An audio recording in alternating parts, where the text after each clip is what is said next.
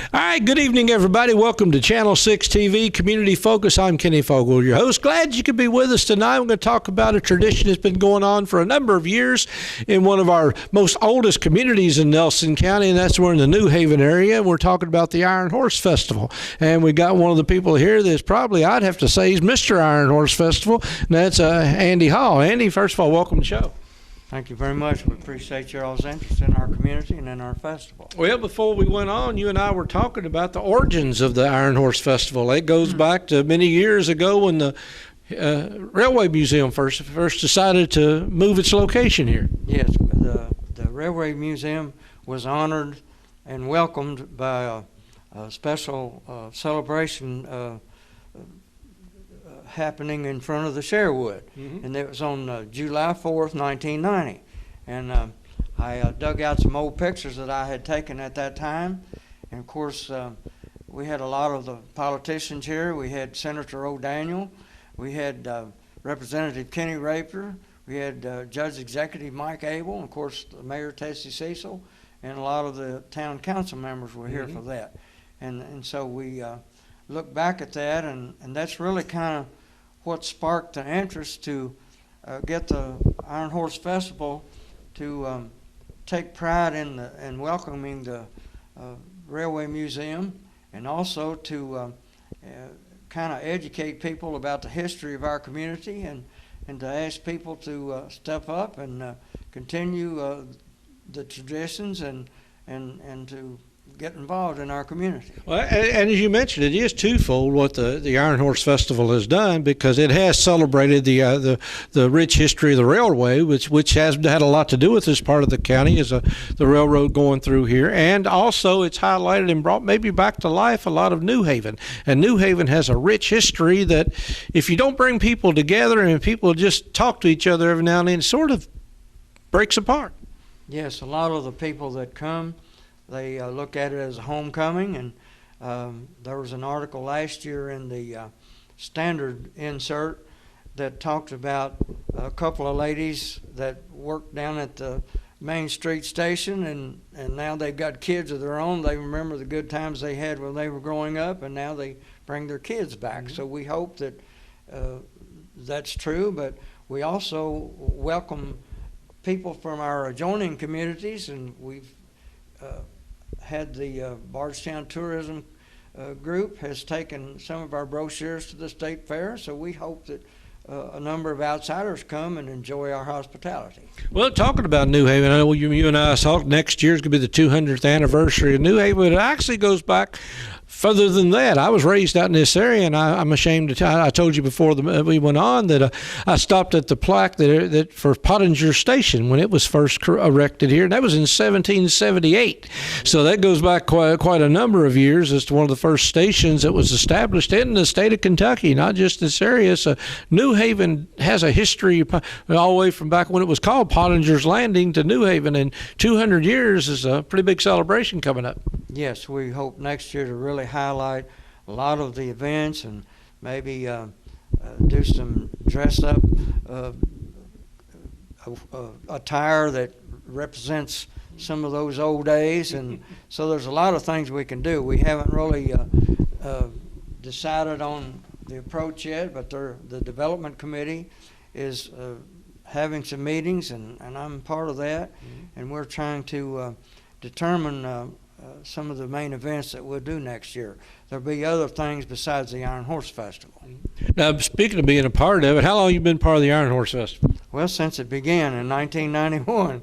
So we've got a good committee that contribute a lot to our community, and we're very saddened by the loss of Carl Lusk this year, who has been with us since the early days of the festival. He was the second executive director of the Kentucky Railway Museum. That's how I met and him. then even after he left that position, he's remained on our Iron Horse Board, and has been very faithful in the meetings and made a great contribution. So we're very saddened by his passing, and we take pride and appreciation in what he has contributed to our town and to the festival. Well, you've been participating in the Iron Horse Festival. This history. What What is it about Andy Hall that makes him interested in this history? Is it a pride in the community, or is it just a love of history, or just, what is it that motivates you to want to do this?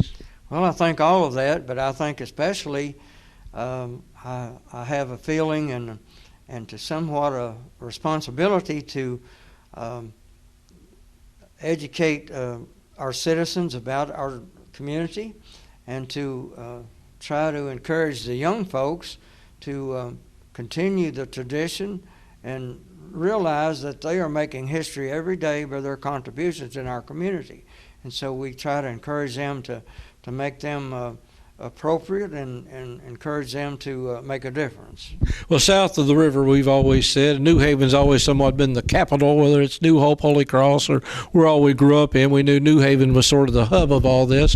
And there is a rich history here, but again, younger people are maybe not have lived through some of this that the older folks have, and come to appreciate it. So how do we instill that in the younger people to maybe get involved and to carry on these traditions? Well, one thing we have in this very room where we're sitting at the moment, we're going to have a review of the different Iron Horse festivals.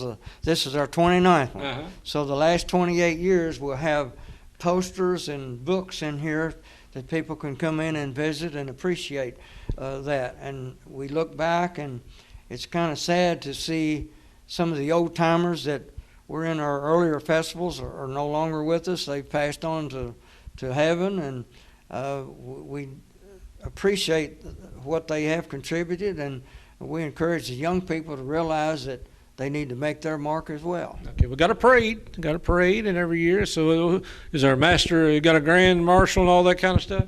Yes, this year we'll be honoring the Railway Museum. This is our 30th year as a citizen in our town, and I know they're putting a float in the parade, and also they're putting a tribute entry for memory of Carl Lusk, Yeah. and so we're very appreciative of that. And we're trying to encourage a lot of our businesses to enter some unit in the parade, even if it's nothing but their van with their business name on it or whatever, because we want people to know who contributes to our town through business and service, and hopefully they'll patronize them when they see needs that they need to purchase. Well, Carl's been a voice, I guess, of the parade for many years. We'll miss that considerably this year. So, yes. A lot of booths, a lot of parades, a lot of other activities going on. Right. This year we've talked Brother Bruce Nichols into being our MC parade He's a talker. person, and he'll do a great job. So Yes, we're he very will. honored that he stepped up and will take that place. So what time does everything start Saturday morning? Well, we'll start with opening ceremonies around 9:30. We'll start with the national anthem, and shortly after that, we'll have gospel music beginning at 10. Some of the things I don't want to forget, we'll have music all day, but after the gospel music, there'll be a young lady named Laureen Naya. She'll be doing inspirational music. Around 1 o'clock, we'll have Mr. Magic, Mr. Jeff Russ. He's been here several times. The dance pros after the parade. The parade starts at 2:15, and the dance pros will follow the parade. And of course, we have a young gentleman. We had a person that had to drop out of our program, so we're having Jeff Thomas out of Louisville. His dad, Arthur Thomas, grew up on Monks Road, so it's an old family name and Nelson County name, and so we're honored to have him. And then we'll close with the Endless Road Band, which has some of the Mattingly boys and some of the local talent here, and so we're going to have music throughout the day.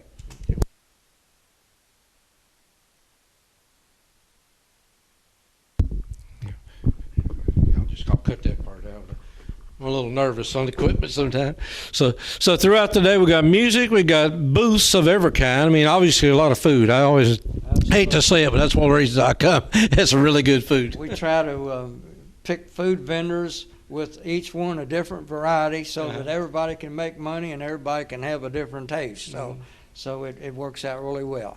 So we got a jam-packed day, and I know y'all do this rain or shine. I've been over here in times when it's raining, and it really does. I mean, I'm sure it affects the crowd to some degree, but still, the faithful seem to always show up. Well, they do, and we urge them to come. We know it's going to be warm all this week, and we hope it stays nice and postpones the rain until the following week. We need the rain badly, but Lord, just hold it off a little bit till we get our festival finished. So, Andy, 28 years you've been doing this. So, 28 more Iron Horse festivals you gonna do? Well, I hope it'll last that long, but I probably won't. But we've got good leaders, and we're hoping the young folks will step up and continue the festival tradition here. And we're thankful for everyone that comes and for everyone that makes it happen. All right, the Iron Horse Festival coming up this weekend in historic New Haven. And again, you know, we're bordering on the 200th anniversary of New Haven and a lot of other things going on. The anniversary years go back much beyond that, but the history of Kentucky and Nelson County couldn't survive without the contributions coming from this southern community. So, Andy, first of all, I want to thank you very much for all you've done here in New Haven. I know it's been beyond just the Iron Horse Festival, but what you've done here and what you're continuing to do, and this couldn't happen without people like you. So we certainly appreciate you doing this. Well, we thank you for bringing our festival to the attention of everyone, and we especially thank you for your service to the county as well. All right, well, thank you very much. Stick around, a lot more to come. The Iron Horse Festival will do it this weekend. Love to see you down here. This is Kenny Fogle here on Channel 6 TV Community Focus.